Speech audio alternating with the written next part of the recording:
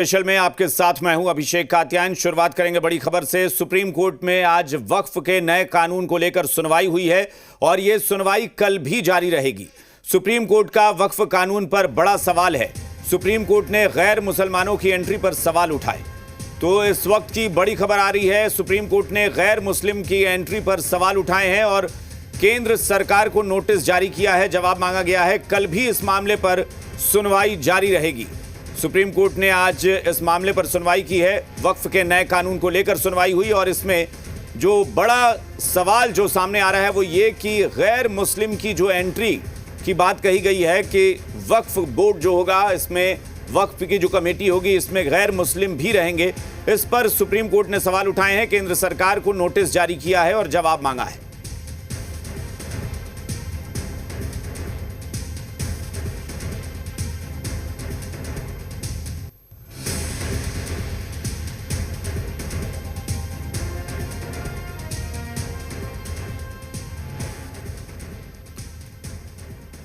वक्फ संशोधित कानून के खिलाफ दायर याचिकाओं पर सुप्रीम कोर्ट में आज सुनवाई हुई। चीफ जस्टिस की अगुवाई वाली 3 जजों की बेंच ने इस मामले में 73 याचिकाओं पर सुनवाई की।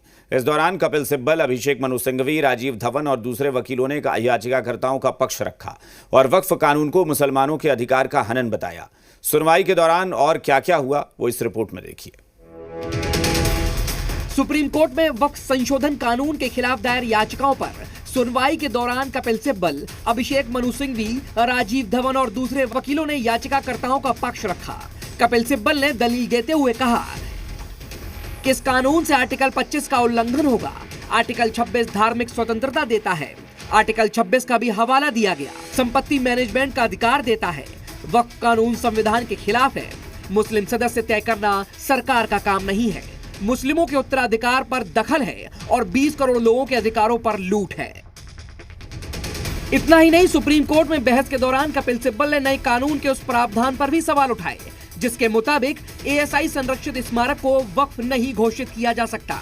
एक तरफ सुप्रीम कोर्ट में वक्फ कानून के विरोध में कई वकीलों ने अपनी दलील रखी, वहीं मुस्लिम समुदाय के लोगों ने सुप्रीम कोर्ट में इस कानून के खिलाफ जीत का भरोसा जताया।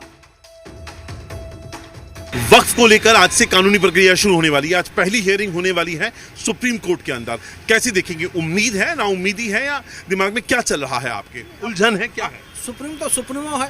सुप्रीमो से अब सुप्रीमो के ऊपर तो कोई भी नहीं जा सकता। सुप्रीम कोर्ट में अगर आज सुनवाई होती है और अगर एक्सेप्ट किया जाता है तो इंसाफ की उम्मीद है। वहाँ इंसाफ, दूध का दूध पानी का पानी हो जाएगा सुप्रीम कोर्ट में। 3 जजों की बेंच वहाँ बैठी है, उसमें एक भी मुस्लिम नहीं है। ऐसा लेकिन ये तो नहीं होगा आगे भविष्य में जाके इस बात को लेकर आपत्ति होगी? उसमें हमें कोई एतराज नहीं है।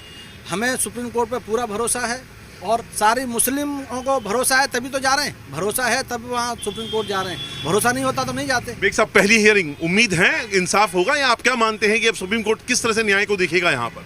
सर देखिए, एक आम आदमी जो है, गरीब से गरीब आदमी भी न्यायपालिका पे बहुत भरोसा करता है। अगर आपस में झगड़े भी हो जाते हैं कि ठीक है चल हम तो अब कोर्ट में देखेंगे, तो कोर्ट में इंसाफ होता है लोग जब जाते हैं। तो न्यायपालिका पे कोई उंगली उठाए तो ये सही नहीं है। वक्फ को लेकर उम्मीद है क्या आज पहली हियरिंग में इंसाफ होगा, क्या होगा? पहली बात तो माननीय सुप्रीम कोर्ट जो भी करेगा वो सबके हक में करेगा, इंसाफ जस्टिस करेगा सबके लिए। वो किसके एक साइड के फेवर में नहीं करने वाला भैया। तो और जो बिल पास हुआ, वक्फ बिल अमेंडमेंट पास हुआ है, वो पूर्ण बहुमत के साथ पास हुआ है। इनको तो कोर्ट में जाना नहीं चाहिए, उनको मानना चाहिए बात को। अगर आपको राइट से आप जा सकते कोर्ट के अंदर, लेकिन उसका कुछ फ़ायदा नहीं होगा। वो पूर्ण बहुमत के साथ में उसमें आपको कुछ कमी नहीं दिखाई अभी तक। तो आप डायरेक्ट कोर्ट में चले गए तो ये गलत है। आपको कोर्ट में नहीं जाना चाहिए, आपको समर्थन करना चाहिए। और जो बिल पास किया है वो किसी मुसलमान के लिए नुकसान है ना हिंदू के लिए फ़ायदा की चीज़ है। वो देश के हित के लिए किया गया। लैंड ग्रैबर्स के लिए है, लैंड ग्रैबर्स के लिए एक्चुअली में देखा जाए तो जो कोर्ट फैसला करेगी वो मानना होगा, सही होगा या गलत होगा। अल्लाह भगवान अच्छा ही करने वाला है सबके बारे में। लेकिन उम्मीद है, क्योंकि वहाँ पे 3 जज हैं। मैं सवाल इसलिए बाबा कह रहा हूँ कि बाद में जाकर कई लोग सवाल खड़े कर देते हैं कि मुस्लिमों से जुड़ा हुआ कानून था वक्फ का और तीनों जज जो हैं वो हिंदू हैं। ऐसा ना हो कि कल को जाके इस बात पे भी सवाल खड़े कर दिए जाए। तो वो जज जैसा जैसा आगे डिसीजन लेंगे, क्या पक्ष वाला कर रहे हैं या नहीं कर रहे हैं। वैसे तो पब्लिक को भरोसा है, सुप्रीम कोर्ट के जो जज हैं वो वेल एजुकेटेड है, वो सब प्रेशर मानते हैं, किसी का नहीं मानते। देखेंगे उसमें उसके ऊपर हुआ जैसे फैसला। जैसे जैसे तो कुछ भी नहीं है। जब बाबरी मस्जिद का फैसला सुप्रीम कोर्ट का मान लिया मुसलमानों ने, एक भी आवाज नहीं उठाई, तो फिर वक्फ बोर्ड का क्यों नहीं मानेंगे? उधर इस कानून के खिलाफ कई मुस्लिम नेताओं का बयान भी सामने आया है। नेताओं ने साफ कहा है कि किसी भी हालत में वक्फ बचाएंगे। मुस्लिम धर्मगुरु मौलाना तौकीर रजा ने कहा कि सड़क पर आए तो रूह कांप जाएगी। अजमेर शरीफ के सज्जादान शरीफ सरवर चिश्ती ने कहा कि जेल भर देंगे, जबकि कांग्रेस नेता इमरान मसूद ने कहा कि 1 घंटे में इलाज कर देंगे।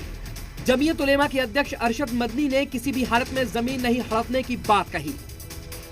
वहीं असदुद्दीन ओवैसी ने वक्फ बचाने के लिए कुछ भी करने का दावा किया। मौलाना महमूद मदनी ने कहा कि हमारी जमीन लेने नहीं देंगे। समाजवादी पार्टी के नेता अबू आजमी ने लोगों से इस कानून के खिलाफ सड़कों पर उतरने की अपील की। पसमानदा समाज के अध्यक्ष सलाउद्दीन मंसूरी ने कहा कि कब्जा किया तो कीड़े पड़ेंगे। AIM-PLB के अध्यक्ष सैफुल्लाह रहमानी ने कहा कि बिन कमांडर जंग नहीं। AIMIM नेता शुएब जमई ने प्रतिक्रिया देते हुए कहा कि मुसलमान कुछ भी करें तो दंगा कैसे, जबकि पश्चिम बंगाल के मंत्री सिद्दीकुल्लाह चौधरी ने कहा कि लोगों के खून में गर्मी पैदा करनी है। सुप्रीम कोर्ट में सरकार के वकील तुषार मेहता ने दलील दी कि वक्त पर JPC का गठन किया गया, 38 से ज्यादा बैठकें हुई, व्यापक चर्चा के बाद कानून बना, संसद में चर्चा के बाद इसे कानून बनाया गया, 98 लाख से ज्यादा सुझाव आए, संसद में व्यापक चर्चा के बाद कानून बना